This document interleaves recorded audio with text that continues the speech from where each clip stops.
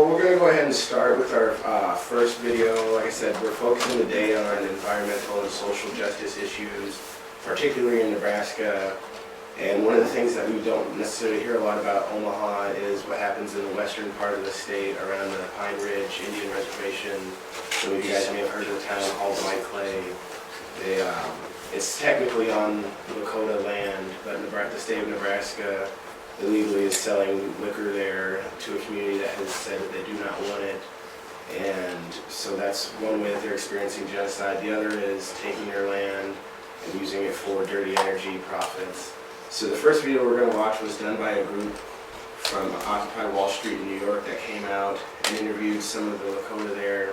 You'll see TR in the videos, but this is what it looks like when local and indigenous communities stand up to environmental genocide or social, if not physical, genocide.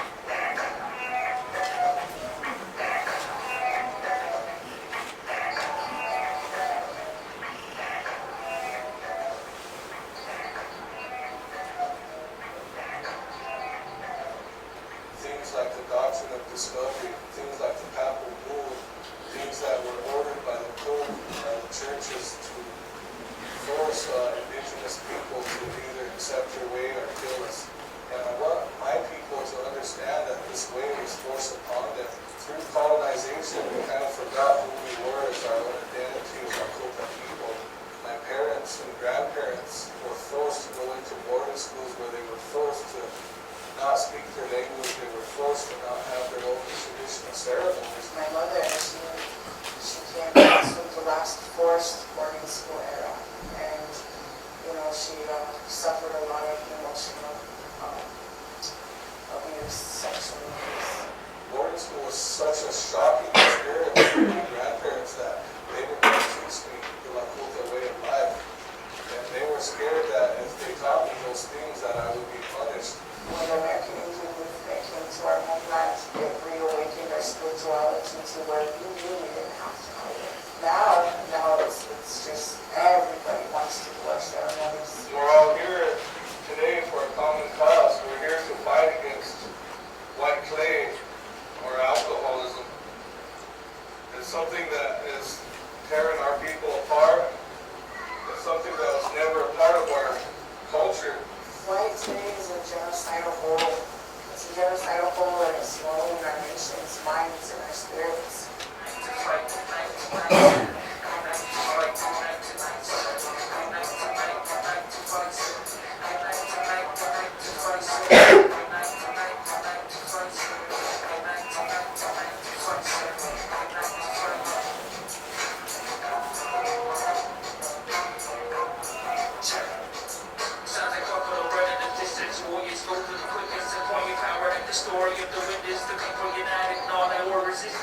These bars sell more alcohol than any other place in Nebraska and maybe any other place in the United States. And right now, white clay is killing the Lakota people in the Pioneers Reservation. Our people are going up there, buying alcohol, and bringing it back to our home, which is a dry reservation. Alcohol is outlawed on a reservation. This is the way our ancestors wanted us to live, was free of alcohol. You know, about a month ago, a friend of one of my nieces told me she woke up in the first bar, underage, traded by her own uncle for a case of beer. That kind of shit's happening in White Clay. So tomorrow I'm going there to support the women of my family. I'm going there to support the belief that my people can heal and be stronger without alcohol in their lives. And maybe to show the people, the 10 people who own this town, that what they're doing is killing the nation.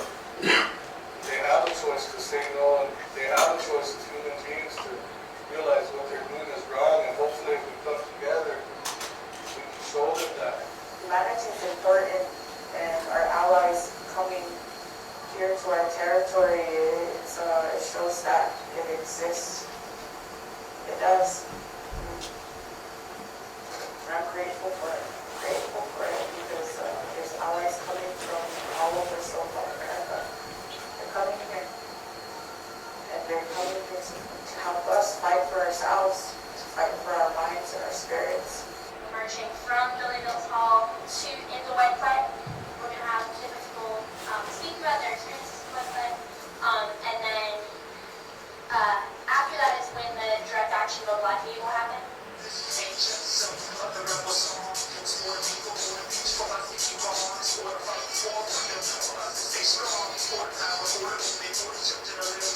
The White Clay action, you know, the motivation for me behind it is to save the mentality, to save the emotional, the spiritual, the mental, and aspects of who we are.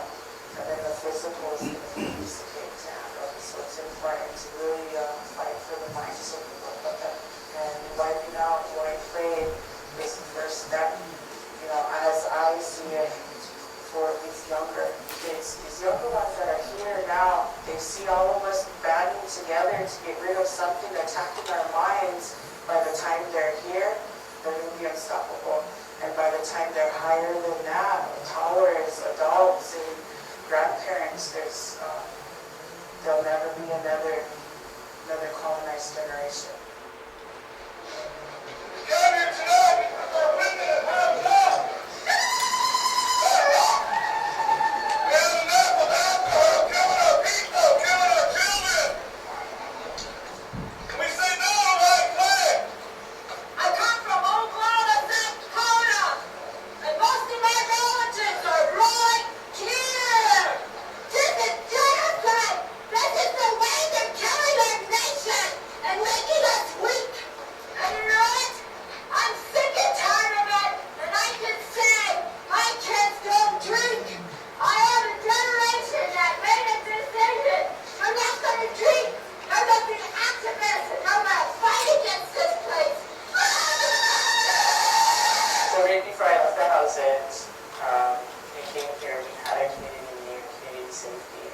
a lot of different things on the agenda in the roster.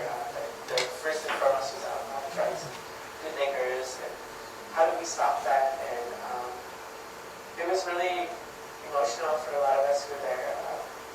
So many of us were affected really, really harshly by alcohol. I thought maybe I can come here and see other moms and other women together, and maybe I can bring a little bit of that strength. You know, I went to suicide. I thought about it. 99% of them died because of this alcohol. It pushed them over. You know, and it's the one that didn't die died because the family drank. Family drank. It was alcohol that killed us. It's taking us out. It's drastic now. We need it to stop. We need to get back our ways. We need to move forward. We gotta help each other. It's happening in my community, it's happening here in Florida. It's not only happening here, but it's happening right through, like, the northern tip of this continent, all the way down, and right into the other one. I have more relatives' names that my hands are told that have died because of not only life, but alcoholism guaranteed in their lives. An aspect of colonization traumatized them so that they're drowning. They're drowned and you don't have to deal with it. Like I said, I know I've been there. It's myself. They used to send smallpox for our blankets. They used to send us raw meat. They sent Coster on us. And today they use alcohol. Why is it one town has paradise? Why? Well, you have to understand they want to keep us drunk and deluded. If they could win over us, they could take our land. This is our land. This is treaty land. These are our relatives dying out here. Suicides are young people because of alcohol.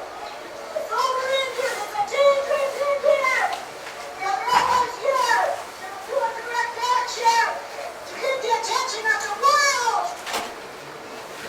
that this town has to close. Ask everyone here how they're doing involved with affected by alcohol. So it really just made sense to us when we were asked to help with what was in front of our life.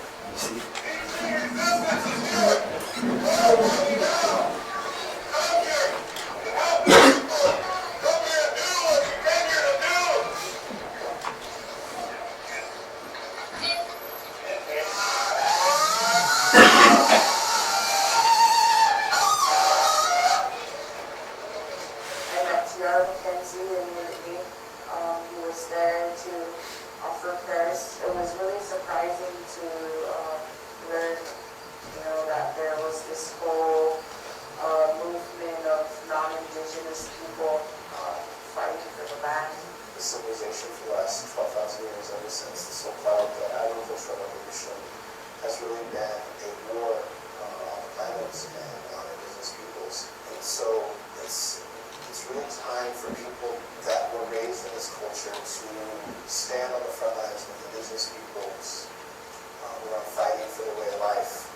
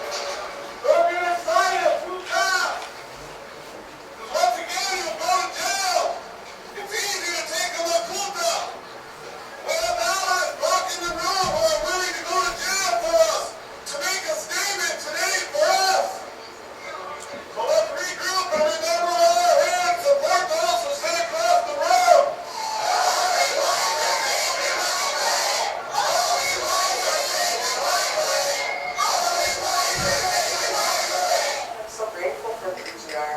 They broke the illusion. right here in our own nation that not all white people are bad.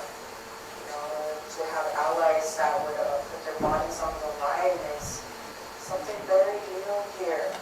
It's very new here.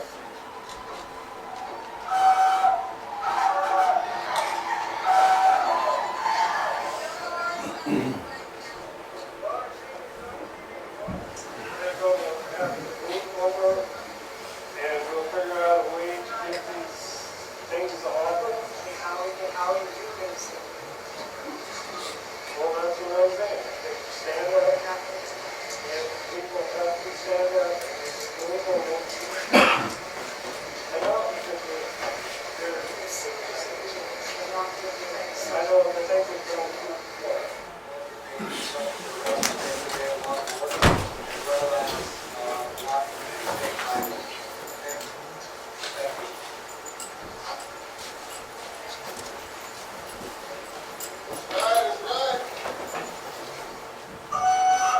I think for, an action like this to take place is so important so that everybody can see what's going on.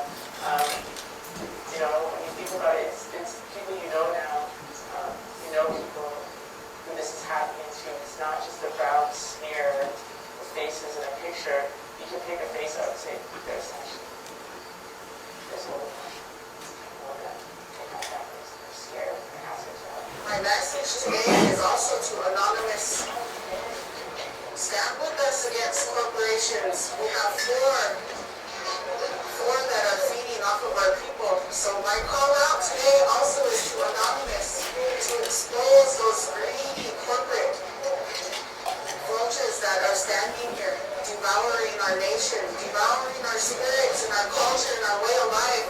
My message, my plea is to Anonymous to stand with us and help us to destroy the greed and the death they're doing to our people. Open the temple and I pray you hear our words.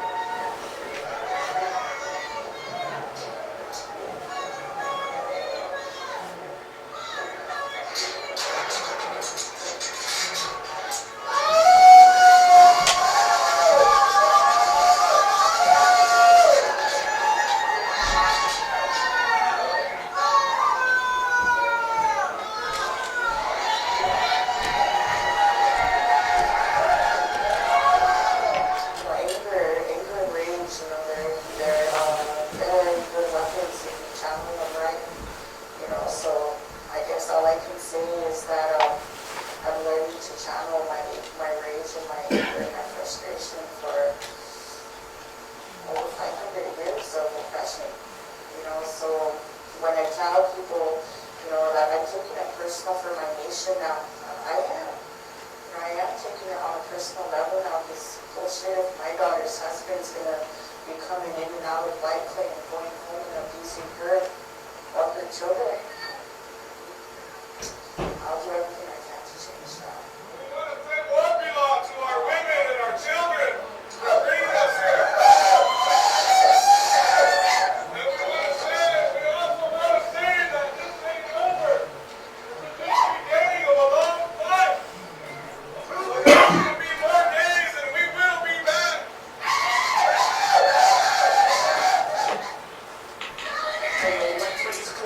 That business is poison. Our people getting killed from the cell of that poison. The 40-ounce bottle split between the girls and boys. Instead of solidarity, the tribal warriors, we support the poison. White clay, it's legal extortion. The more than just a lawyer, we sent out to destroy you. Could have us in bigger portions. White clay is like abortion. Profit over people, tell me now it's more important. Our future generations are making a great fortune. Royalties are already generating new paper Jordans. Sons of Wall Street, refuse to get all eat in the morning. The silver love, you wanted a fourth water is approaching on this land that is stolen. Over a White Clay potion. Your old growth hormones and flesh eating corrosion. Shut down every liquor store. They're planning to open like volcanic explosions again. Every tree that they broken, the people are spoken. And sure enough, this wind is blowing. At any given moment, rise up and defeat these opponents. Those that bring the sick and homeless with antisocial components. None of us focus from a going sit fast with the motion. Coasting wherever that may be for me. I'm the weed. White Clay is poison. White Clay is disease. White Clay is sickness. White Clay is the bad seed. White Clay is technology. White Clay is all about clean. I see. Chronic disorders, population resting. Judging the strategic games, the soul, the minds of our beautiful cousins and wives. Every name physically abused by husbands. Calculated plan to kill us all. Down by the hundreds, not even government funded. Speak for our own sisters and brothers. The humming across the steps of the road. Riding stomachs and team suicide. Change our time eyes for the summer we suffer.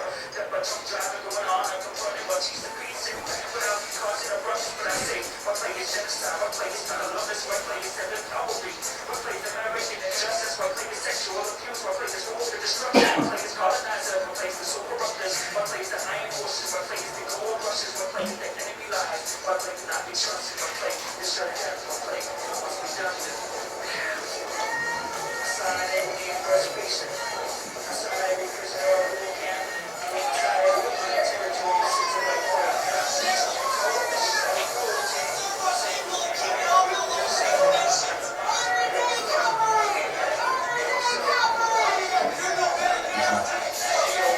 brings our spirits back to the dead, and stronger shots back in government beds, and cost for which we fled, and now for which we plead. From these strong for those who need, lift our hearts for more than needs. Through this knowledge and cheats dispersed to the seas like the water we need. We need to drink and oxygen we breathe. Plants and trees and the lands and the fleas. But we just answer the call. That's the end of the first video, but what you saw there was how the state of Nebraska handles communities that try to resist, whether it's state genocide, state abuse of power, land rights, human sovereignty, all those sorts of things. And it's not just the people, but when regular people take that next step into being a protester, an organizer, activist, whatever word you want to use for it. How do I spell it?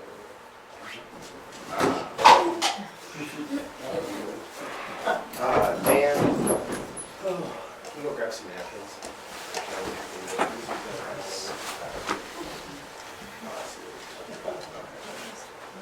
But yeah, this next video we're going to watch is what they did to TR after he helped with the White Clay thing. Real quick. Do you have a map anywhere that shows exactly where White Clay is? I can show you. Yeah, he can pull it up later. I think it's part of his presentation. Yes. It's Sheridan County, very northern part of Sheridan County. Out by Scotts Bluff area. But this is what happened to TR as a result of that. So there is a risk factor that we take in standing up for our rights, whether it's our own rights or other people's. Is this what you're going? Is this what's going on after that arrest that we saw? No, that was a different arrest. Okay. What arrest is this one? This, what you're gonna see here is, well, I'll watch it and then I'll explain. Oh, okay. I'll- Alright. Arrested. The man fighting against alcohol sales in a Nebraska town was taken to jail. That's not fair.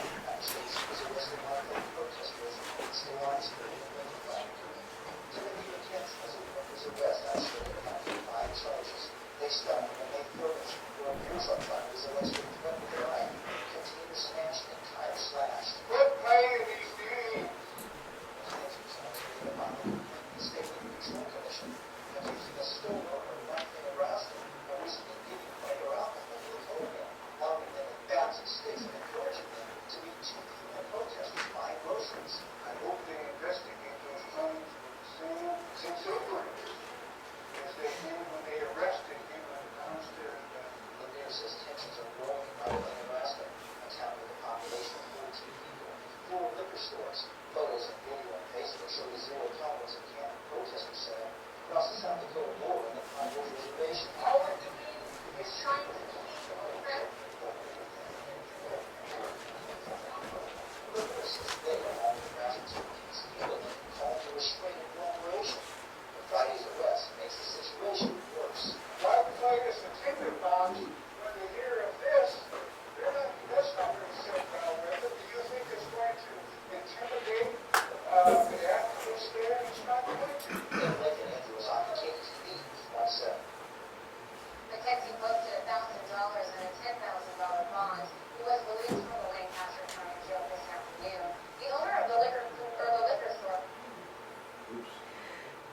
White Clay, did not return our phone call. Alright. I'm gonna go ahead and turn the floor over to TR now. You've kind of seen a little bit about what he's done in other parts of Nebraska. He gets around the country, he's working against fracking initiatives, pipeline initiatives, and like as I said, these are fights that we're gonna have in Nebraska. So I'm really glad he can be here in town, so just give him a warm welcome. I'll turn it over to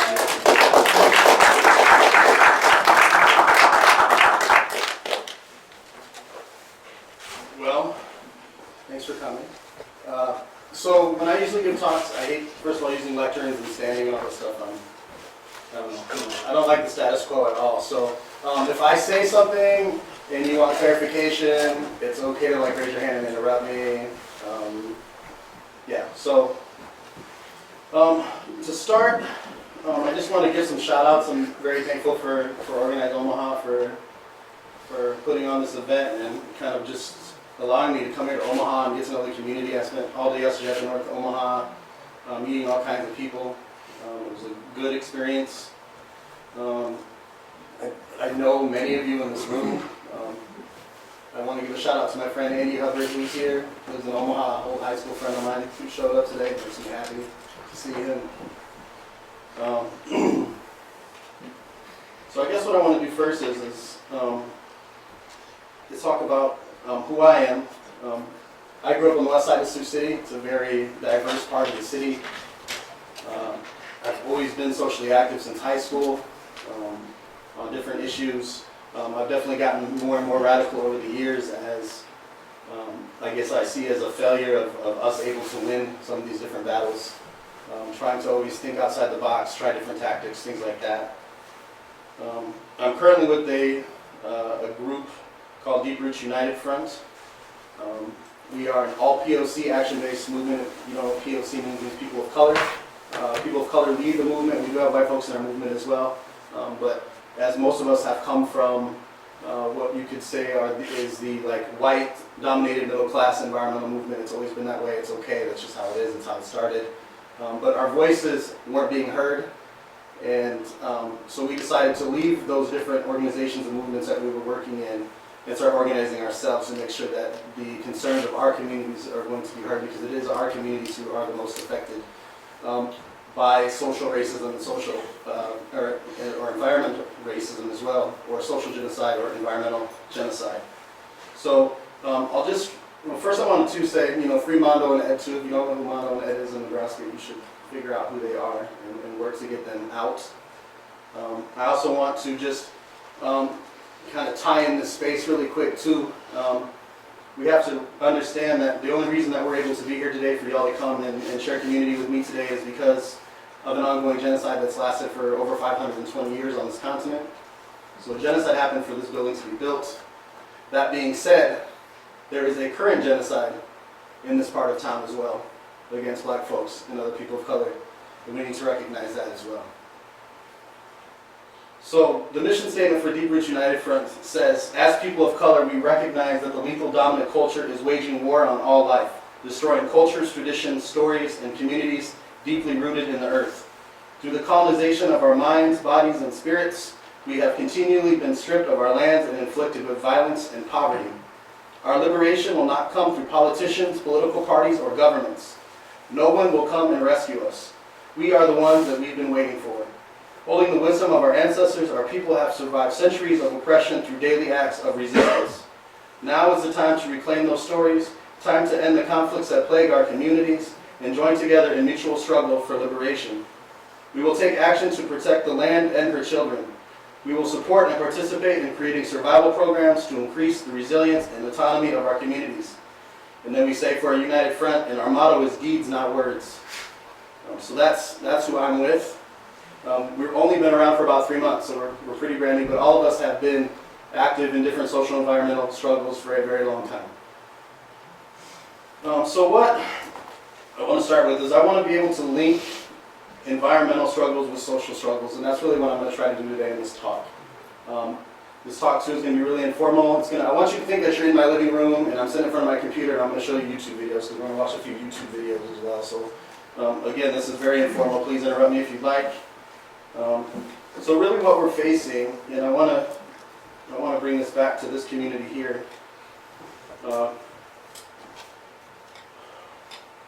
POC communities all over the country are very much like this community here. There are social death dealers destroying this community every day, and there are environmental death dealers destroying this community every day. Some of the social aspects that are destroying this community are, of course, alcohol, drug dealers. We're talking about payday loans and predatory loan practices in this community. We're talking about Army recruiters coming into this community heavily, taking brown and black people to go over and kill brown people in other places. They seem to never go into suburban communities and recruit all that much unless, they want to send them to West Point or something. So this community, and then, we joke all the time about, liquor store, gun store, pawn shop, right? These are all death dealers in our communities, and we have to come up with ways, to shut them down and organize. And some of the environmental factors you're obviously facing are the nuke plant if it reopens. I mean, that's a danger to a wide range of people if anything ever happens. I was just told the other day that it's like the same design as Fukushima. Like that scares me a lot. I'm glad I'm up north a little ways. I just want to throw this out. It's been underwater for quite a while as well, so keep that in mind when you sleep at night. It was the worst nuclear power plant in the country. They created a 0350 committee to oversee it. OPPD cannot restart without the federal government's permission because they've done such a poor job of maintenance in it over the years. And we're talking things like 8-inch bolts instead of 10-inch bolts in the concrete. Structural concrete structures aren't able to actually hold the weight that they're holding. Any kind of shuddering from any kind of earthquake would make the things collapse, and it's holding the steams. And so there's tons and tons and tons, over 200 categories with thousands of items that they've been working on. And just to let you know, they've dedicated $1.25 billion since 2000 to the end of their license to just keep it closed, just to have it closed currently. So they've dedicated $1.5 billion, $1.25 billion, instead of fixing it for homes like insulation or something. They've decided to spend $1 billion on that. And so anyway, it's just no, thank you for the knowledge. That definitely helps with the presentation. And so we have the nuke plant, and then of course, we had yesterday? We had a rally yesterday in the frigid cold at 7:15 in the morning, trying to get this really old coal-fired plant closed in this community. It needs to go. I got on a website called Source Search, I believe it's called, and they claim that there are 14 deaths every year related to this coal plant in North Omaha, 22 heart attacks, 240 asthma attacks. Yeah. And I just want to throw out, it's the largest emitter of mercury of any power plant its size or of any city this size.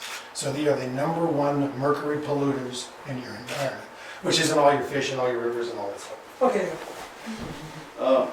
So, as you see, this community faces threats from all over, inside and out. And this isn't just an isolated incident in Omaha. This is happening in POC and indigenous communities all over. So what Deep Roots tries to do is try to connect people from the res, connect people from the hood, from the barrio, who are most affected, and we try to connect them with groups like Greenpeace, Sierra Club, and others, and try to get them working in the community, but being good solidarity activists, which means you're going into that community, so you're actually there as a follower, right? It's their community. Nobody knows their community better than them. They should be leading the struggle. They should be the ones being supported. And so that's what we did with these different white clay struggles. We were going in, I'm a Chicano, but when I go into Lakota territory, I take orders from those women. I do whatever they tell me to do, and they like that. So I've been arrested a couple times up there, and I'm currently on 18 months probation, but it could be worse. I could be sitting in jail, so there's a good attorney out in North Platte if you ever need a good attorney. So basically what I'm going to try to do today is talk about these different social and environmental factors and some of the things that are plaguing our community. And so the question is, if we're under attack from all these different threats, and I would include Omaha in its entirety, everyone in the world is under attack from something. Just that our communities are facing multi-layered racism and genocide. So some of the things that don't allow us to unite, I want us to just talk a second about agents of repression and agents of pacification.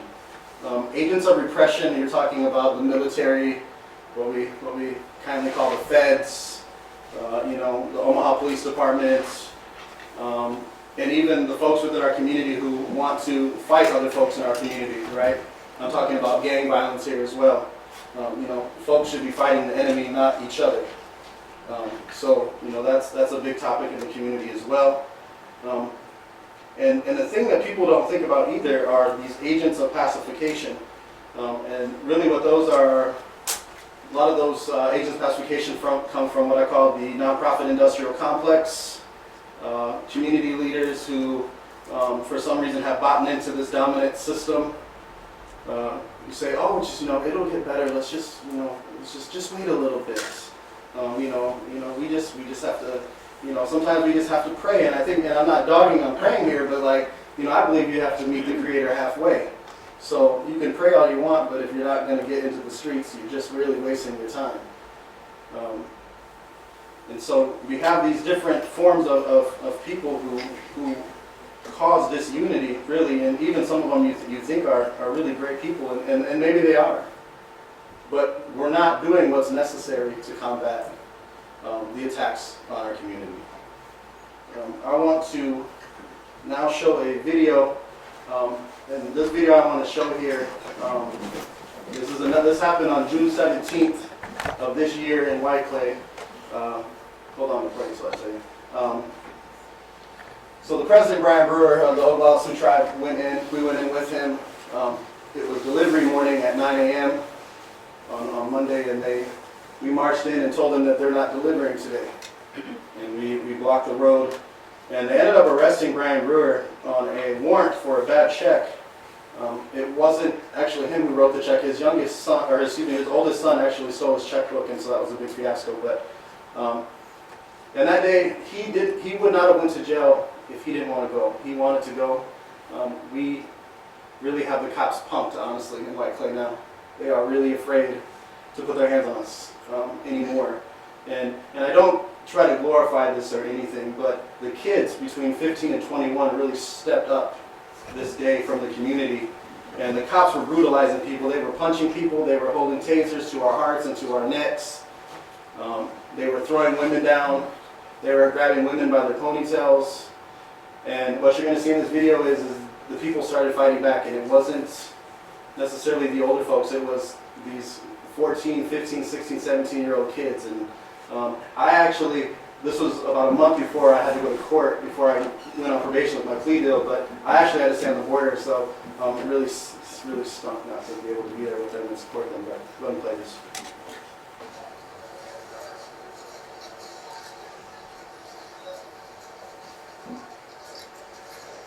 This video is going to be kind of shaky.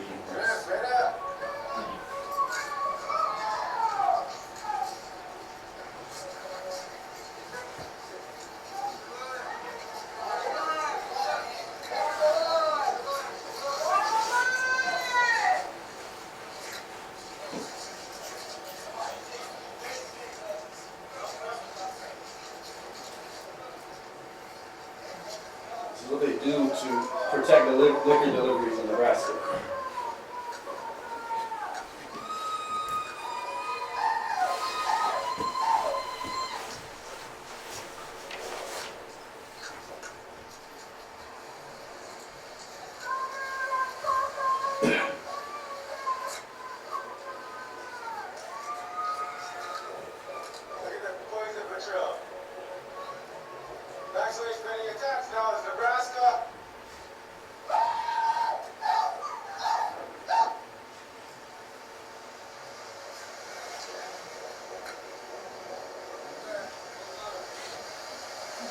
protection to them. Oh, the police in the job.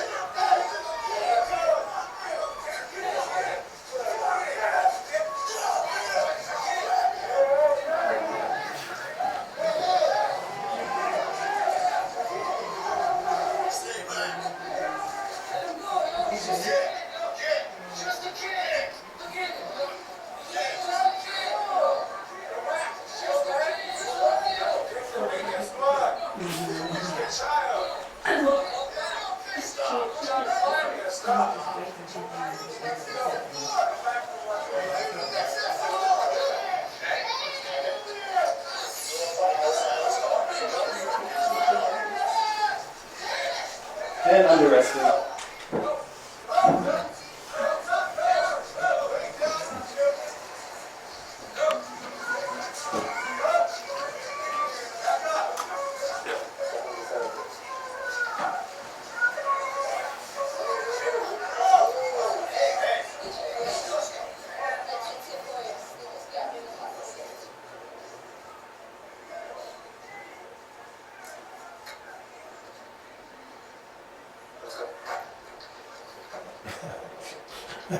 We're free, let's go. Look at all the winos. Pathetic. You're all going on Facebook.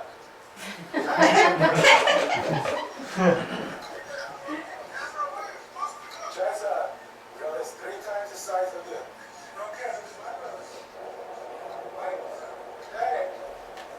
So this is essentially the gang members sticking up for the police, what you're seeing right here.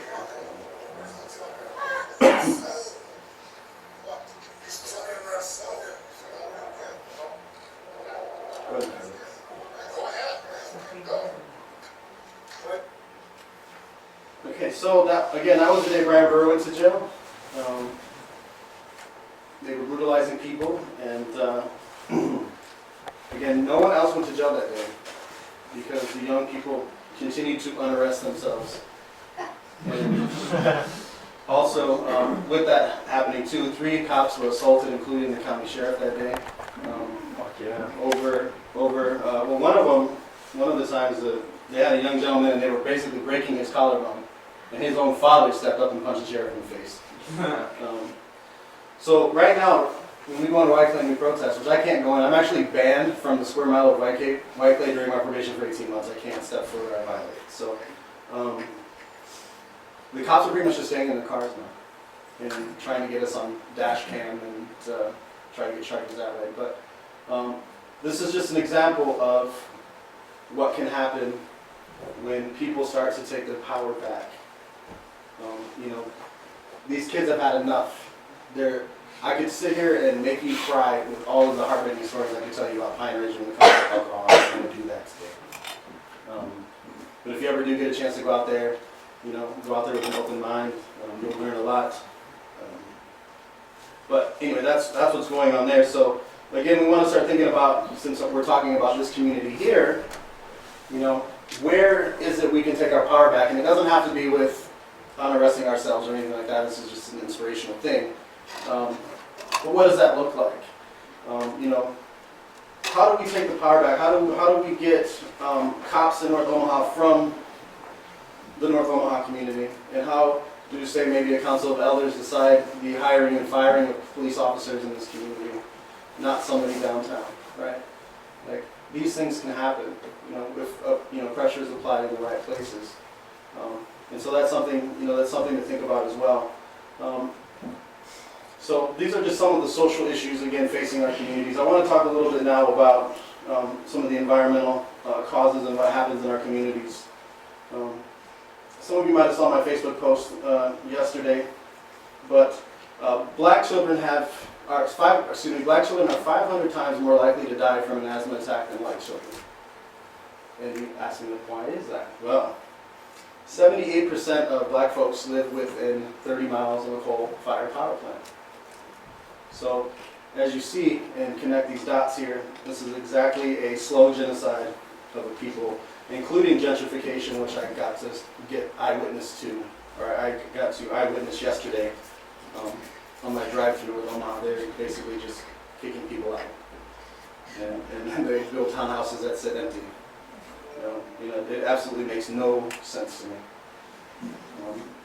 And so I want to support that and point those things out, and I want to work with you out here in Omaha on changing some of these things. 66% of Latinos live in communities that do not meet federal government air standards. 72% of black communities don't meet the federal government air quality standards, and that's compared to 58% of whites. Latin children are 60% more likely to risk an asthma attack as white children, and so on and so on.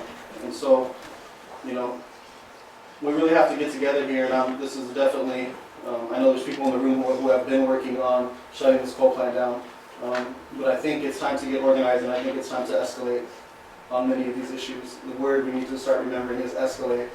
Like, what are we doing, and what's not working, and what could work, and we need to take our activist toolbox and tactics from here to here.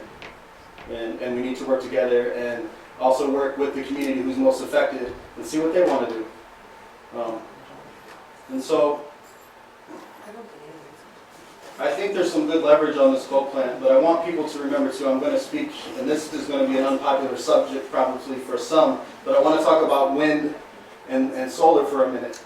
I want people to realize, I hear people say that it is a green solution or a sustainable solution. I honestly disagree, and I'll tell you why. Yes, solar and wind are better than this coal-fired power plant, no doubt. But what we have to realize is that it doesn't matter what man-made thing is built, communities are affected. And I have spent time in some of those communities who have been affected. So does anyone know the metals in a solar cell? You know, there's aluminum, there's copper, there's all that other fun stuff.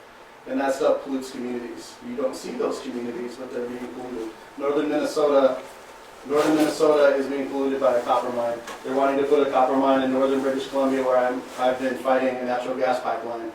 They can still drink their water out of the river up there. If that copper mine goes in, they won't be able to drink their water anymore. And so some of these things that are used to build solar and wind affect communities. And that needs to be in your analysis when you're switching over to these alternatives. I'll use the word alternative. It's alternative energy, okay? But it doesn't mean that communities aren't being affected. I just wanted to chime in on that. We currently use 40 to 60% more energy than we need to use in every single building in the city. So if you did insulation, windows, doors, microgridding, you would reduce 40 to 60% of your energy needs, which is a factor of 10 to the coal plant. So you don't actually need any more electrical providing services. What you need to do is begin to mop up what we're currently putting out as heat into the atmosphere. So, you know, I kind of agree with you in some way, but once you reduce that load, that's when solar can then be deployed on the roofs and the buildings. You know, and there's also hydrogen fuel cells that doesn't take esoteric, and there's also solar cells that are silicon. There's also carbon fiber now that they're developing to transmit electricity because there's no degradation. So there's lots of changes in that industry, and I do appreciate what you said about the heavy metals and those kinds of things. So there are, the best alternative, of course, is windows, doors, and insulation, and just efficiency. Thank you. Another topic we need to bring up is the Keystone XL pipeline. How many do you think the Northern Light is going to be built? Do you think they're going to get what they want, and Obama's going to, or the next president is going to approve it? How many do you think that that's going to happen? Well, the only reason I think it's going to happen is I've never seen a project Peter Kiewit has never completed, and Peter Kiewit currently is building the pipeline. Kiewit has currently gotten $3 billion from developing tar sands over the years, and they currently, if you go to their website, they will show you that it's only halfway complete. They have a little sliding about where projects are, and they'll show you that it's just halfway complete. So that's just all I'm saying. I've just never seen Kiewit not complete a project. Fuck Kiewit. But I agree, you can tell them fuck you, and I agree, but I've just never seen them not complete. They have billions of dollars. They can buy more yeses. The wealthy want it, and the wealthy control the country right now, so they're probably gonna get it. Well, I disagree that the wealthy wants it, because I was listening to a dude's $100 million fund, and he's totally against it. And he's more concerned about actually the lack of phosphorus, that within 50 years we're gonna be out of phosphorus, and we can make all of our food out of phosphorus. And that's why we're on Mars, not on the moon, because there's a whole bunch of phosphorus on Mars. So you'll see Peter Kiewit with their trucks up there in Mars, shipping phosphorus back to Earth so we can feed ourselves. So what if I told you that I believe that it's not going to be built? I would agree with you. And it's not going to be because the government cared or not, okay? The folks that I work with on the white clay issue, I'm also working in South Dakota where I live on the Keystone XL issue. I can tell you if that pipeline touches Lakota Treaty territory, there will be 1,000 Lakotas on horseback opposing that pipeline. It's already in the works. We're already up there training the communities that are going to be affected, and they're not going to stand for it. We have grandmothers who are going to be sending out all of their grandkids to stop this pipeline, at least in South Dakota. And so my question is, Nebraska, where are you at, and what are you going to do? You have a question? As far as people on horseback, when I lived in Minneapolis in the early 90s and stuff, they were big on Lakota issues. Are they part of this too, or not? Is anybody up there joining in? From Minnesota? Minneapolis, St. Paul, Twin Cities. So folks from Minnesota came with Winona LaDuke to a couple of our trainings. The trainings are called Moccasins on the Ground. You can search on the web for those different trainings. But we've been going into the smaller communities, on-res and off-res, training them in nonviolent civil disobedience, and basically teaching them how to organize.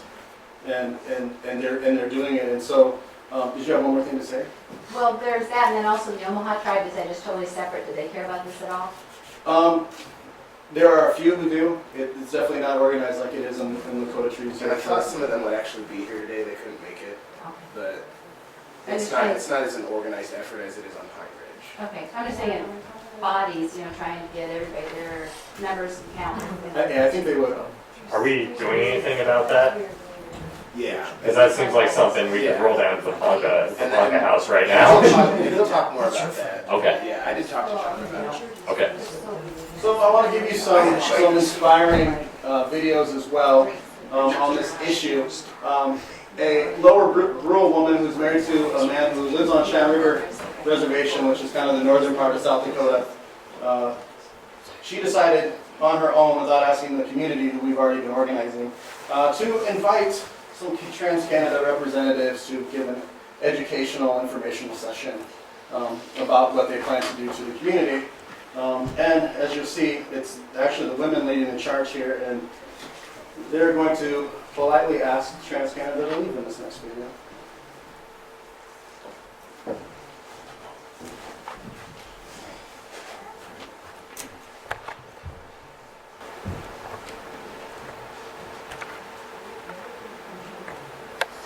I don't want to treat temperature beds, and I'm going to tell all the Shine River and the comments that you're trying to drive us with temperature beds. And actually, I'm not going to be in there church some generator or something. You're right, we can't drink your oil. We can't drink your oil. Go stop your oil life. And we'll bring our abs in.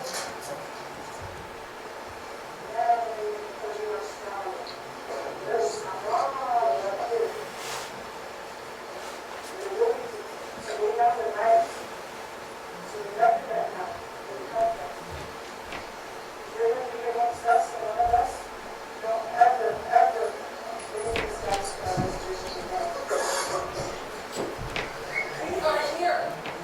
We are still here. We will always be here. And we don't want you here. They did our traditionals who stand up here and say there's pain. For those who are doing out this shameful act. Shameful.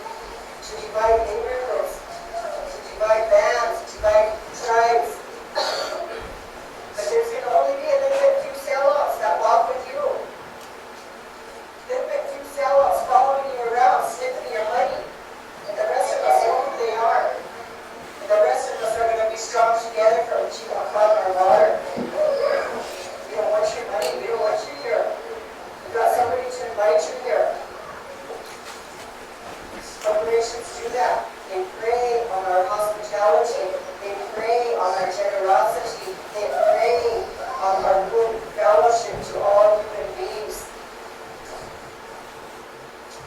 You use our people against us. And that's a sad day when that happens. Very sad day. And you're here representing Trans-Canada, Keystone XL pipeline that we have vowed to stop. It's not going to happen. So you're going to have to run over and tell your corporate headquarters in Canada that Albertas are going to make a stand. And we're going to have to run over them or throw them in jail to build this pipeline. That's the message you have to take home.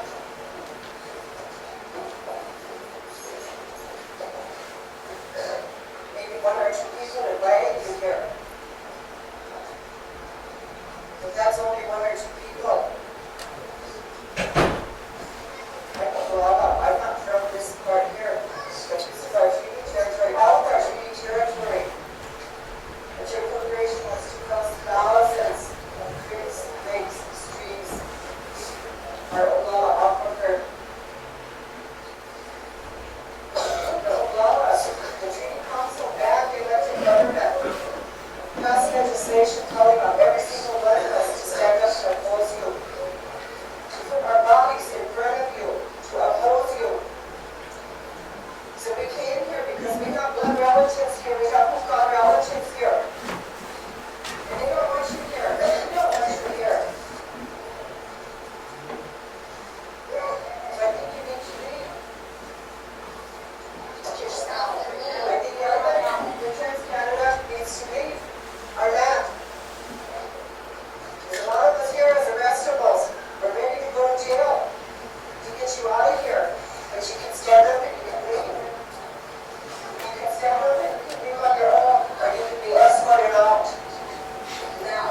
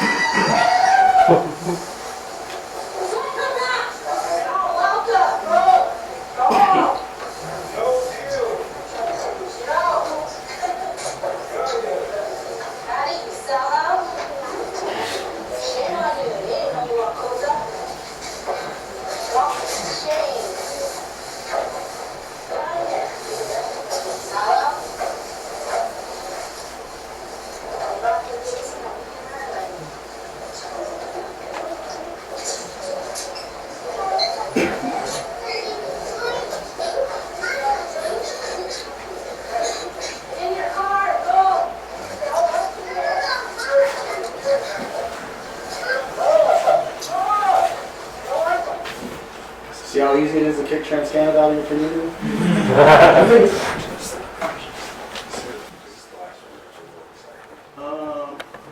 There should be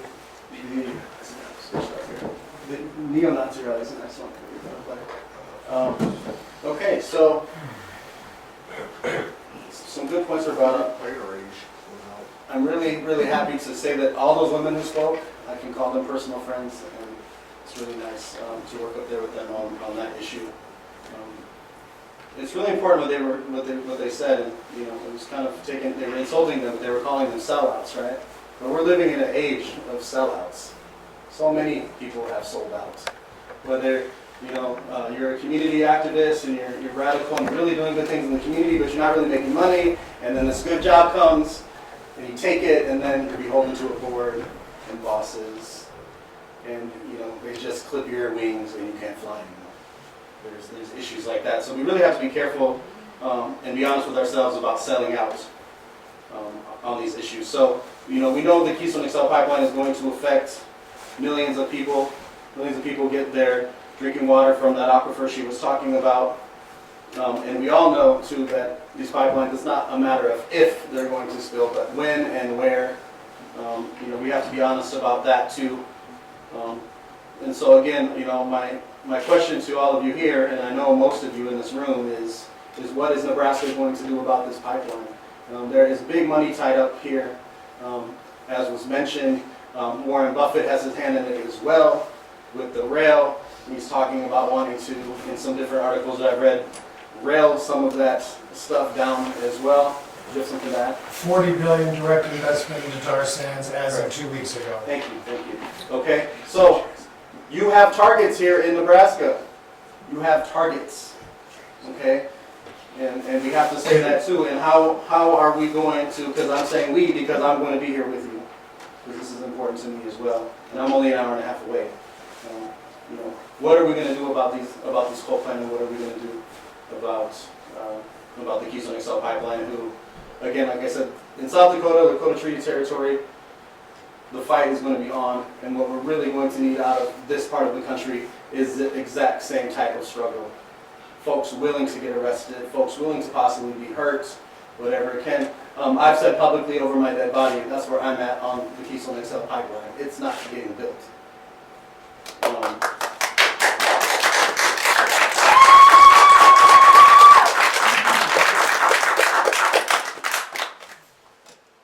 So I kind of want to move into a different direction now on the environmental stuff. I want to talk a little bit about some other work that I do that's really, really important and that affects this community as well.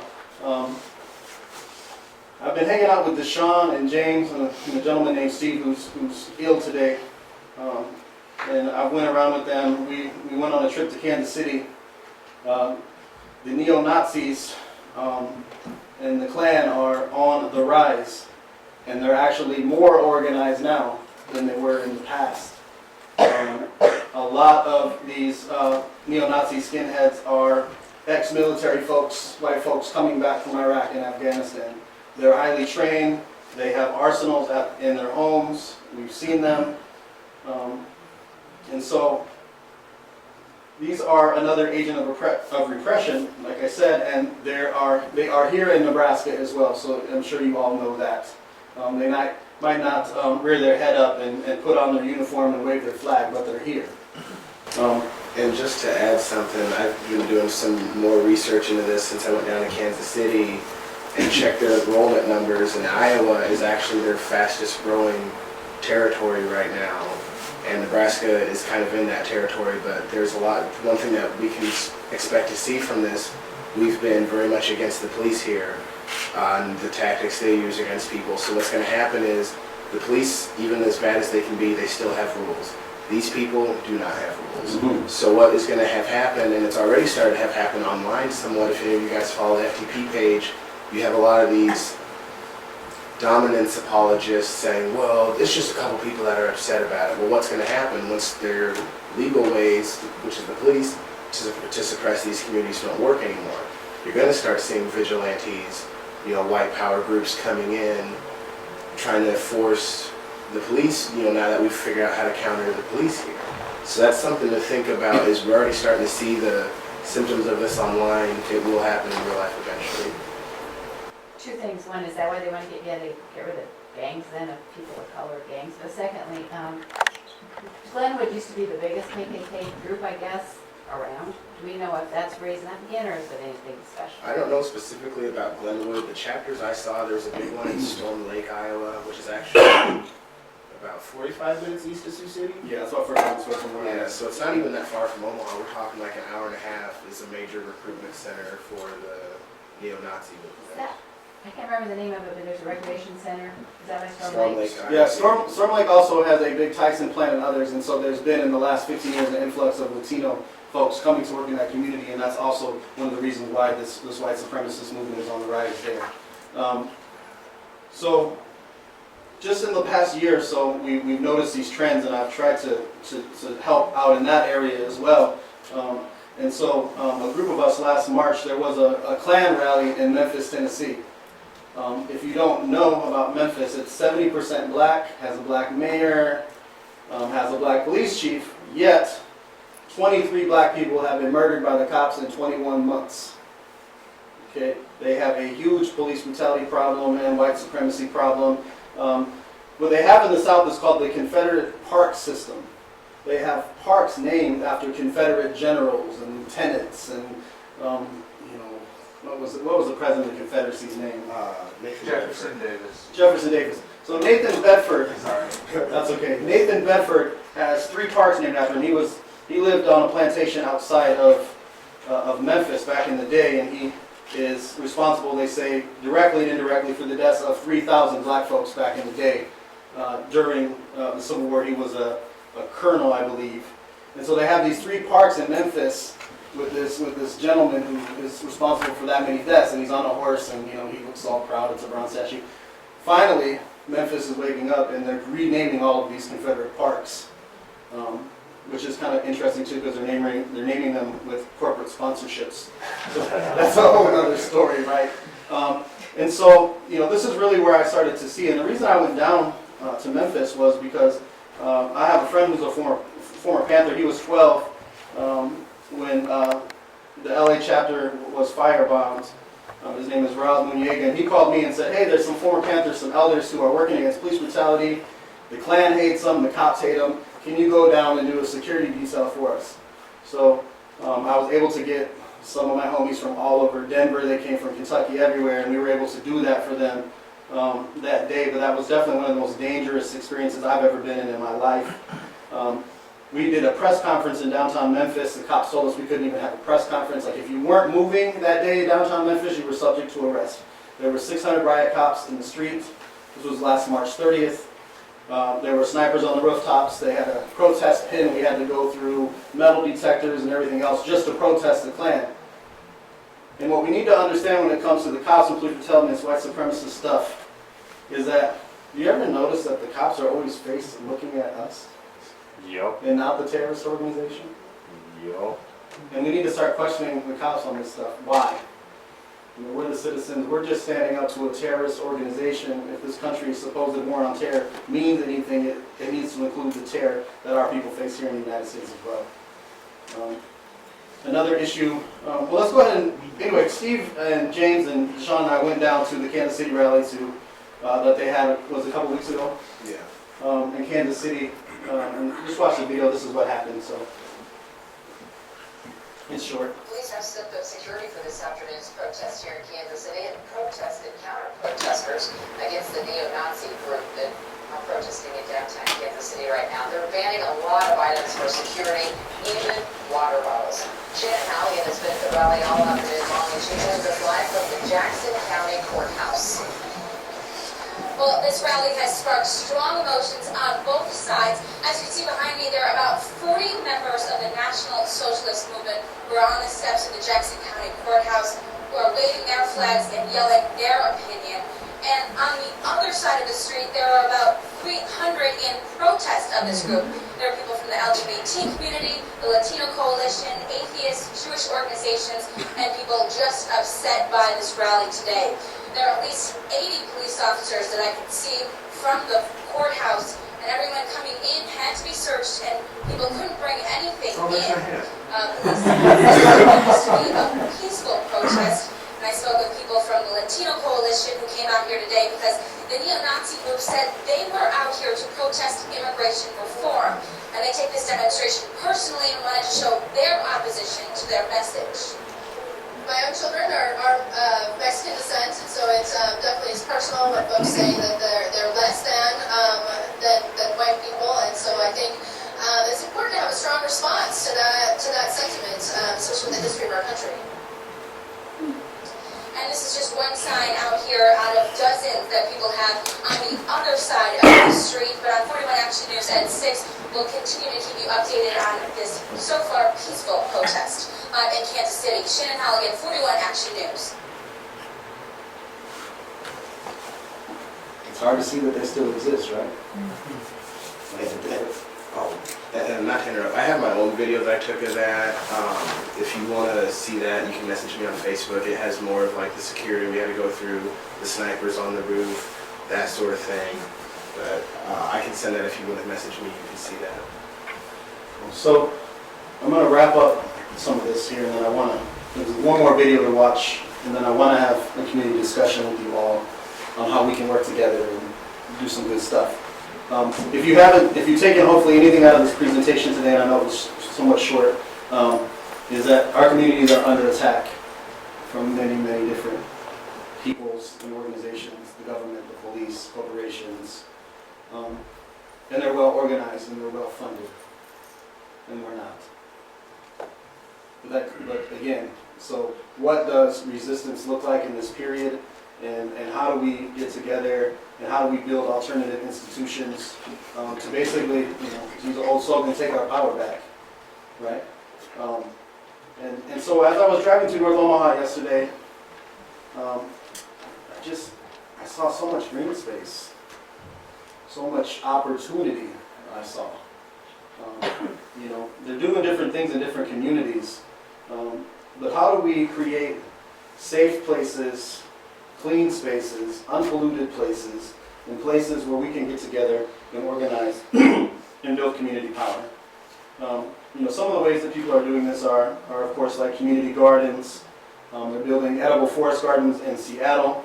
We need to encourage our people to just meet the neighbors in your block. How many people in here know every neighbor on their block? I grew up in the suburbs,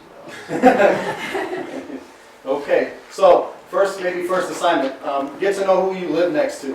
That might be important. Just say, I'm just from the neighborhood, hello, I want to make sure our neighborhood's safe. This is my name and number. If you ever need anything, just let me know. Like, go around to each of your neighbors and say that and see where you get. Instead of coming home from work and just lounging on the couch like we all want to, of course. Spend an extra 20 minutes each night going to a different neighbor and see where y'all can work together and what your interests are. Maybe your interests are in gardening, both of you. Maybe it's in that, the neighborhood really isn't safe anymore. So how do we get together with our neighbors to put together our own neighborhood watch system? And then we start talking to your neighbors, other issues are going to come up. Right? You're going to start talking about them. You might not agree on everything, and that's okay. But, I agree with even right-wingers on some things. I hate to admit that, it's true. We all want safe communities where our kids can grow and get an education and be healthy. And so those should be issues for everyone.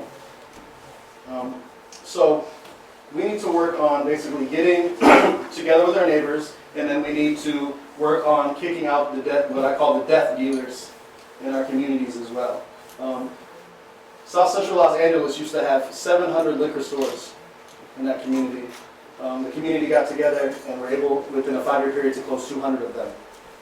Okay, it is possible to close the death dealers down, especially if it's folks like in White Clay. The folks who own those liquor stores don't live in White Clay, right? They live 20, 30 minutes in Rushville and Shattuck. All of them live there. And I'm guessing the folks who are dealing death here in this community don't live in this community necessarily, right? So, and it's very easy to find an owner's address, and people really hate when you protest at their house. They're usually willing and ready to listen to you right away, right? So I'm going to show one more video, and this is another radical video. We're going to go to Michoacan, Mexico here. This movie is by my friend Simon, and it's in Spanish, but there are subtitles. So you might want to get a little closer if you can't read the subtitles. But so this community up in the mountains, it's all surrounded by forests. The people were just getting it really bad. The cartels were burning down their forests and planting crops. They were killing people who opposed them. They were raping women, raping children, just being overall horrible people. And the same cartels had paid off the community, or the police department in that community, and all the government officials responsible for that community. The people were stuck with nothing, no one to basically turn to for remedy within the current system that's in place. So the women took the power back, and as you're going to see, they actually fired all of their police officers, took their guns, and started patrolling their own neighborhoods with the guns that they had taken from the police. So please watch the video. Una de las tradiciones culturales es la convivencia con el bosque detrás de los talamontes, está teniendo organizado. Iban saqueando, talando el bosque, pero también iban quemando. La pregunta es para qué quemaron. Yo solamente pensaba en saquear el bosque, sino apropiarse del territorio. Apropiarse del territorio.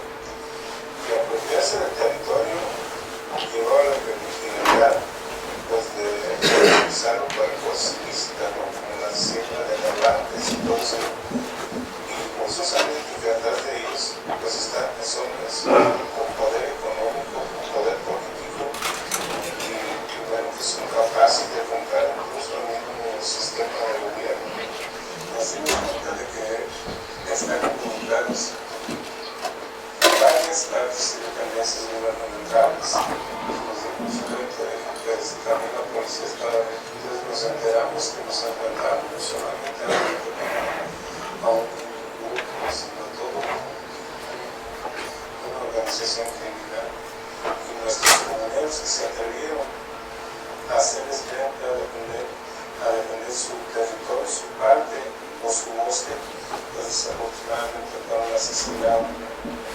Entonces aquí se ve en lo que se organizaron los señoras empezaron desde muy temprano.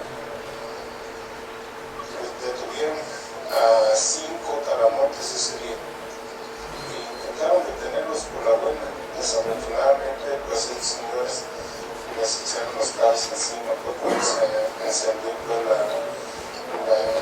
rabia, no tanto tiempo contenido, no pues el coraje, ¿no? Detuvieron a esas personas y pues inmediatamente empezaron a poner los cabos. En cada esquina se empezó a poner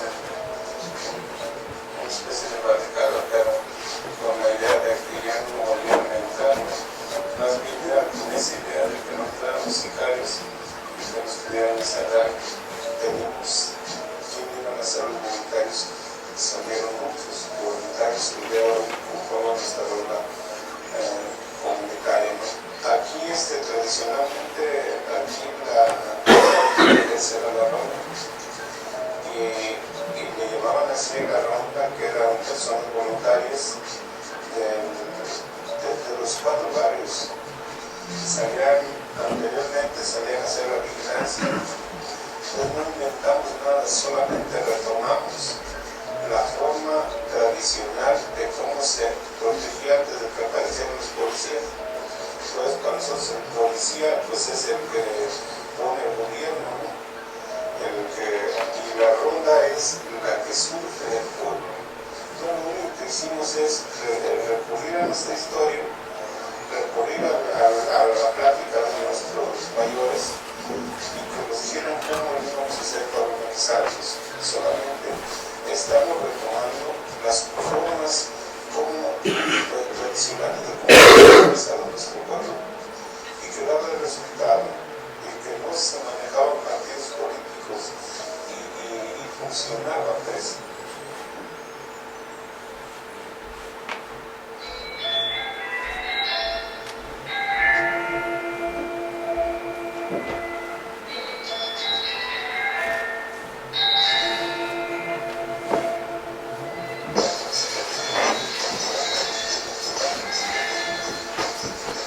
Entonces creímos conveniente de que la ronda comunitaria tenía que jugar un papel dentro del área interior, pero también teníamos que buscar que no se siguiera saqueando por nuestro bosque por los vecinos, por los mismos sicarios, y era como el lugar donde se venían a saquear nuestros bosques. Entonces creímos nosotros crear una ronda un poquito más especializada, sobre todo que conocieran nuestro territorio, ¿no? Que conocieran nuestro territorio y pues que en ese conocimiento de nuestro territorio, pues primero está la defensa y la protección de nuestras comunidades, ¿no? En esas áreas, pero también tiene que ser gente que conozca, que sepa de campo, que esté capacitada pues para hablar en el campo, ¿no? Entonces, esa es una ronda especial para el campo, ¿no? Ellos tienen la identidad de ser comuneros y que protegen a nuestro territorio.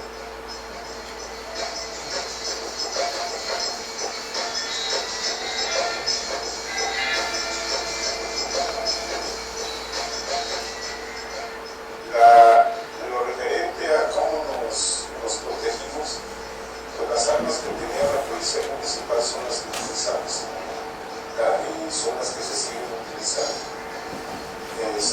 Esas mismas armas porque consideramos que son precisamente para la defensa de la ciudad. Y cuando nos pidieron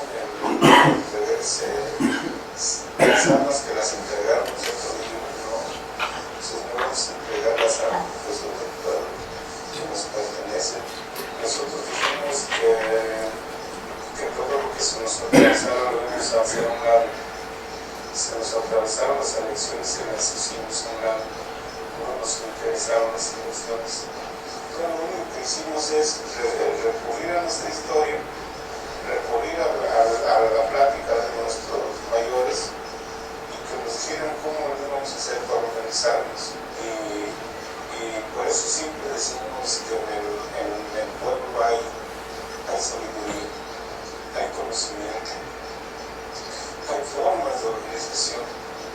Aquí es donde decimos que los políticos a veces se dicen que son los que saben todo, los asesores, no, los verdaderos asesores, los del verdadero conocimiento están en el pueblo.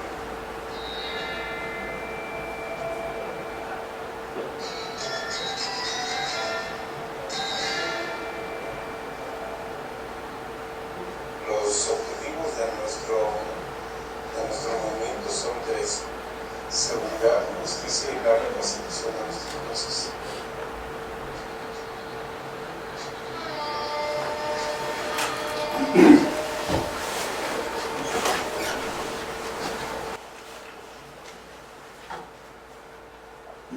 So I want to open this up to a community discussion. I want to just plug one book, and I'm not in it or anything, but it's really important to my organizing. It's called The Black Panther Party, and it's Service to the People program. It's a book about all the survival programs that they put on. And what's nice about this is every single program that the Black Panther Party put on, they never charged a fee for any of their programs. Okay, so if you work in a community, we try to remember that as well. So.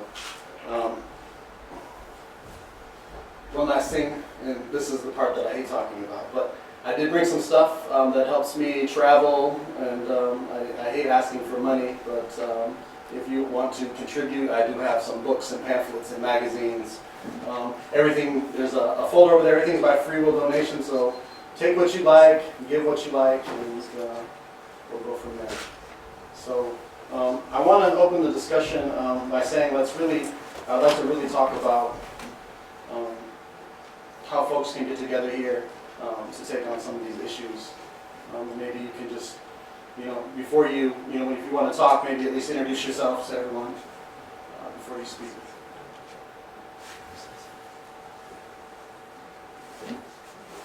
So I'm Dan Gruppo. I provide the food through my group, the Omaha Organic Army. We have a Facebook presence. Mostly the group at this point has been a think tank to talk about. Obviously, I'm interested in food, but more specific than that, I'm interested in politics, because when you look at why is food that makes you feel like shit super cheap, the answer is political every single time. It always is. So the specific issue I'm looking at is, actually it's really complex, but pretty much community gardens. We should get all of our food from your neighbor growing it down the street. And one of the things I'm looking at doing is getting squatters' rights, because I know it's kind of weird in Nebraska with those laws, but of course we can always change those laws. And there's tons of lots that are owned by rich developers who aren't doing anything with them. And there's no reason we can't move on to that, build a chicken coop, claim squatters' rights, and now we have a community garden in that neighborhood.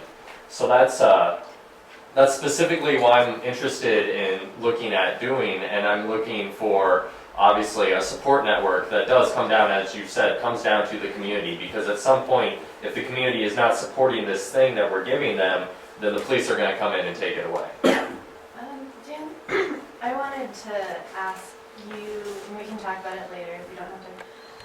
Have you guys been thinking about winter greenhouses? Yes. Okay, so for greenhouses, this is what I want to do. This is fun. I want to go into old condemned buildings that they're going to tear down anyways, and I want to rip out the bricks and the windows and then build greenhouses with those building supplies. Did you have something to say? Me? Yeah, I'm Allison Hicks, and I do organize Omaha stuff a little bit. Anyway, my concern is about the liquor stores. Sorry, this is a little bit after study. The liquor stores in Omaha, I can't find anybody who's against them. No. Except me. It's tough. You can buy liquor in the grocery store, Yeah. so I mean, they're not against all the liquor licenses, 7 or 10 I buy on all every my block. booze at Walmart, so. Yeah. But I mean, there's so many liquor licenses in just for keep approving them all the time. Yeah, one of the things I guess you next. One of the things I realized in the state of Nebraska when I was doing my research on white clay is that, I don't know if you know this, but there used to be a public intox law on the books in the state of Nebraska. The grocery stores and convenience stores, their lobby fought to overturn that law. So if your city doesn't pass an ordinance against public intox, you can drink wherever the hell you want in Nebraska. You can be pretty much as drunk as you want, as long as you're not bothering So anyone. especially no Omaha doesn't have one? I'm guessing, well, I think Omaha and Lincoln have ordinances against public intox, but Okay. the state of Nebraska does not have a law. I can respond to that. I'm David Corbett with Sierra Club and also Project Extra Mile, which is an underage drinking prevention program. So to answer your question, there is a group called Local, and they passed they got the city council to pass an ordinance about nuisance, and but the problem goes back to white clay. I noticed in your film you called it the Liquor Commission, and it's really, that's more accurate. It's called, the official name is Liquor Control, and there's no control in it. So the Liquor Control Commission basically approves every license that goes before them. So no matter what the outlet density is, if there's a liquor store on every corner. The only time that the local is one that's against it, Project Extra Mile is against it, Salem Baptist Church down the street, when Walgreens came in, they said, we'll let you come in, but you're not going to sell liquor right down the street from our church. And so they did that. So to answer your question, there are groups, so I can tell you about them more later. Salem Baptist Local and most of The local group and Project Extra Mile. Okay. Yeah. And make it easy on yourselves. If you know of a community, like we talked about this church community, you know, you're not going to get rid of every liquor store, right? It's just not going to happen. That's fine. I'm not against people partying responsibly either and things like that. It's fine. Okay? But I'm against the death and everything else. Like, alcohol perpetuates everything from rape, domestic violence, all that stuff. We already all know that. So I guess what you need to do is just find a neighborhood that doesn't want the liquor store that's down the street because they got kids and whatever else. And they really hate when you go to the, you know, like in White Clay, like we just would sit outside the liquor stores in White Clay and the people would just be shamed that they were going in there, so they would just turn around in their cars and go home. Also, a lot of people don't realize there's cross addiction between alcohol and booze. We're talking about marijuana being a gateway drug or something, but like my ex who got into all kinds of really super heavy drugs, he was always cross addicted with alcohol. Alcohol really is a gateway drug. Yeah. In this country, no doubt. Yeah, and the Liquor Control Commission is appointed by the governor. There's only 3 people on it, and if you notice, one of the names was Bob Batt, also Nebraska Furniture Mart. And so if you want to say, get Bob Batt's attention, you probably got to go to Nebraska Furniture Mart. And how much would he like that? You protesting outside Nebraska Furniture Mart over alcohol. Yeah. Mm-hmm. Good idea. I like that about the White Clay store. We have to do that. Let's talk. Yeah. I just want to say I'm running for OPPD board again this year, 2014. And District 2, it's a new district thing. It used to be citywide. Now it's really doable. It's only 93,000 people in my district. It's Cummings to Kew and 50th to the river, roughly, until we get the official maps. But so anybody who wants to support clean energy candidates for OPPD, there'll be all three districts that are running will have somebody in it that's an environmental candidate. If no one steps up to run against the La Vista guy, Crystal Craig will step in and she'll run against him. And then of course, I think somebody's doing the Del Weber, you guys were talking about doing the Del Weber district. And then I'm in District 2. So there'll be 3 environmentalists. We're not competing against each other. That's what's very exciting. Each district is its own competition. So you'll have all 3 voices in the press. The press will have to cover each one as a separate thing instead of a big group thing. And so I just think there'll be more information on renewable energy and that kind of stuff in this election cycle. And so anyway, I just wanted to, and since it's a low year, off year, the more people who show up, the better chance you'll have to win. When's that election? April is the primary, and then if we make it through the primary, then we'll be next November. And January 1st, I start putting flyers door to door, so when they call me, my name is Laverne Train, T-H-R-A-E-N, Train for OPPD. Why? He's knowledgeable and he cares. And what is he knowledgeable about? Saving you money by lowering your electric bills. And what does he care about? Saving you money Why by did voting. he have me do that? What does he care about? So that's the slogan, so there it is, and that's what's happening.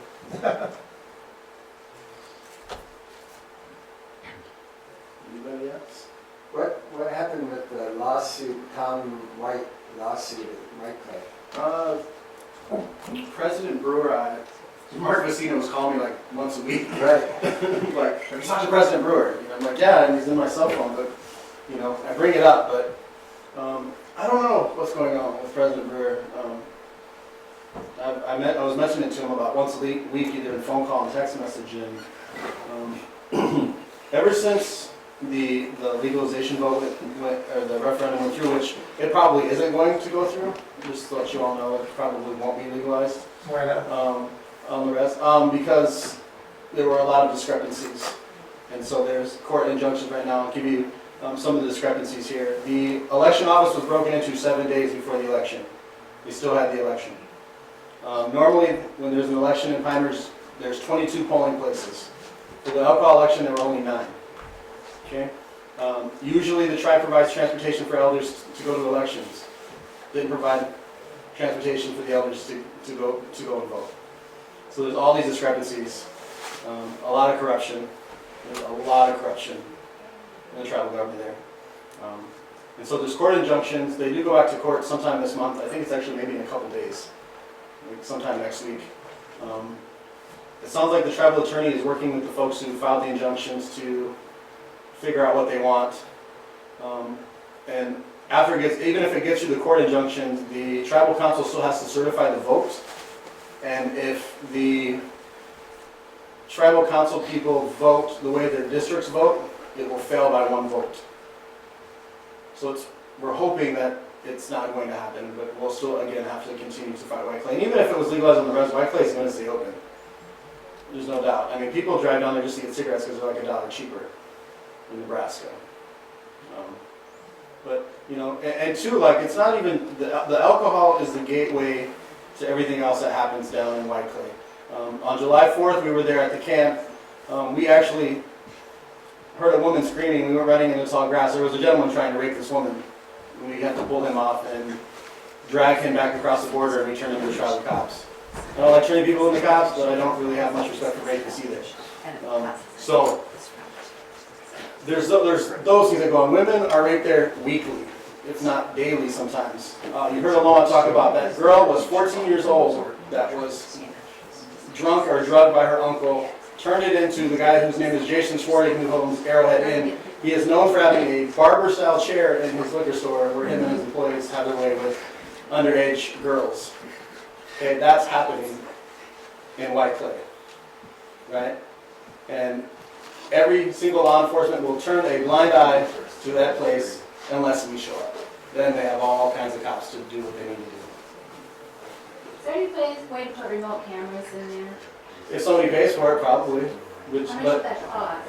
We could have a big sale. Right. I have no idea what that would cost. And most of the land is tied up in private property too, so you probably have to get the property owner's permission to put cameras up too.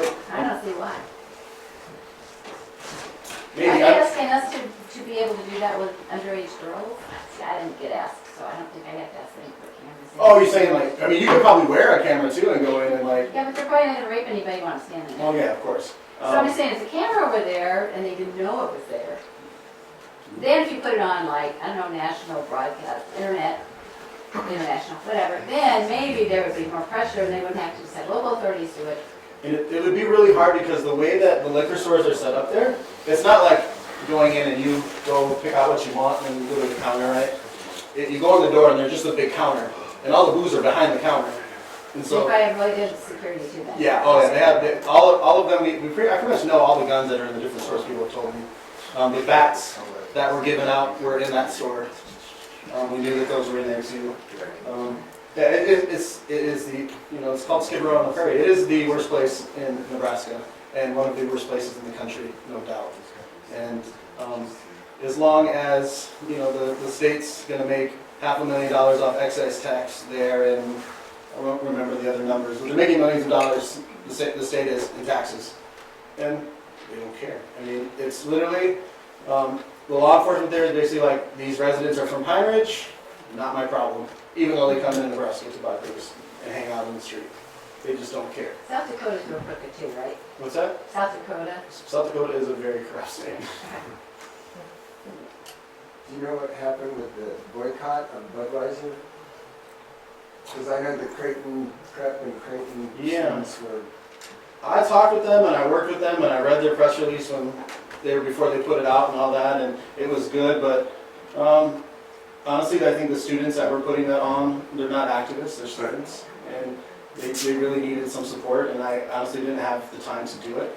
But it's amazing how many people still think Budweiser is an American company, and it's Belgian. Right. It's a huge international.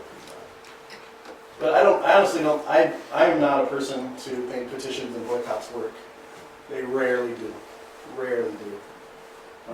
You know, to bring. There's a giant boycott in South Africa. Yeah, investment sometimes works. Like, again, I'm not saying they don't.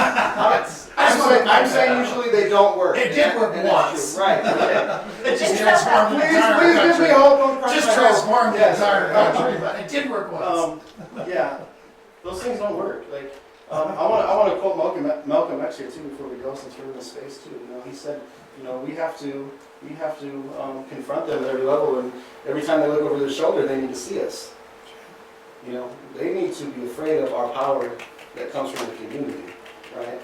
You know, and another quote he said was, and I try to live my life by this, and it gives me courage. Is he's like, you know, I live like a man who died 20 years ago.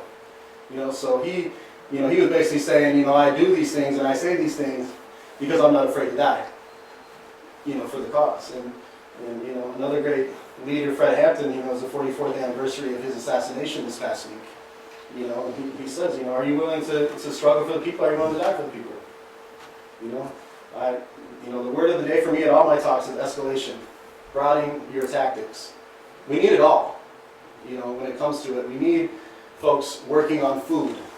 We need folks working on police stuff, and we have to get organized. And so I'm super excited about this group, Organize Omaha. I think that there is some real potential at really changing your communities. Please in your work, please go into the communities and hear what the people want, especially the ones who are most affected by all these things that I talked about today. Talking about escalation too, it's funny because it hits a point where, you know, you have food. Well, what are we doing to grow our food? We're spraying shitloads of nitrogen, we're spraying shitloads of pesticide. The pesticide runs off the farm into the river, and now we're not talking about food anymore, we're talking about the environment. And then you set up the thing to fight against it, and the cops show up, and we're not talking about food anymore, we're talking about the cops. It's a hydra, you know, there's a bazillion different heads facing us, but it is one issue that we are all fighting against. And that's why I like this message of escalation and doing everything and taking on as many different tactics and battles as you can and just rolling back everything. Thank you for that. There's a couple good. Andy, then Graham. Has there been any attempts to physically remove those stores, like arson or cutting their power lines? Or Is that the whole bird? Yeah. Sure does. Some of those concepts are out. I mean, have any of the activists gone that far? Yeah. Assaulting any of the owners? There was I hate using this word. There was a riot. It wasn't really a riot, but in '99, when it kind of all sprung up. Two gentlemen were murdered with a hatchet and then dumped on the Pine Ridge side back in '99. That took place in White Clay. And they looted, I think that were two. They took back some reparations from the stores, cigarettes and all that stuff. And there was an attempt to ram a fire truck into one of the stores in '99. They couldn't get the fire truck to work. I heard from the folks who were in the truck trying to do that. No, we have to be really careful when we talk about this stuff too. It's good you brought that up. People have been talking about doing that White Clay's been in existence for like 110 years.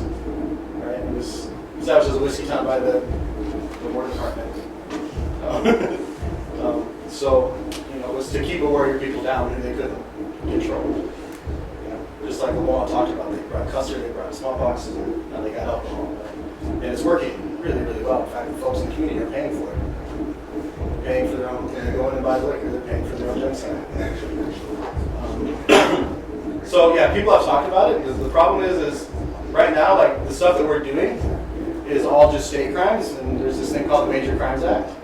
And so if somebody did that on Pine Ridge, the feds could come in and investigate on the res. Right now, Nebraska, they can't come in the res and investigate anything. So like the liquor that was broken in the street, which they tried to charge me with, and the 2 tires that were slashed were just state crimes. So they got a Laura Martinez charge on that too, but she's on the res. As long as she stays on the res, they can't come get her. It's not, the crimes that she committed weren't on the Major Crimes Act. So,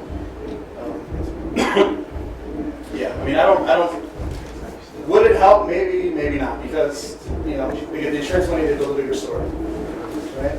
Probably lost liquor license before and then you got it selling it back. Yeah, that's the rapist I was talking about, Jason Shorty, yeah.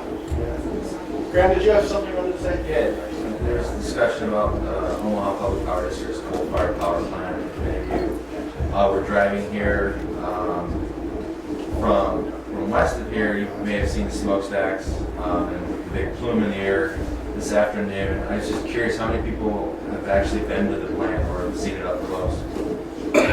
Okay, well, after this, I plan on driving by there and taking some photos. If anyone's interested, I have room for one, or people can follow me if they want to drive out to the plant for that. Addition photo?